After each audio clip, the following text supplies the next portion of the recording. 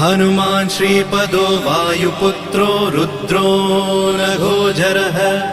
अमृत्यवीरवीरश्च ग्रामवासो जनाश्रयः धनदो निर्गुणः शूरो वीरो निधिपतिर्मुनिः पिङ्गाक्षो वरदो वाग्मी सीताशोकविनाशकः शिवः शर्वत्परो व्यक्तो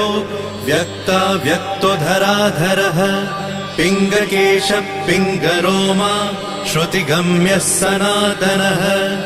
अनादिर्भगवान् देवो विश्वहेतुर्जनाश्रयः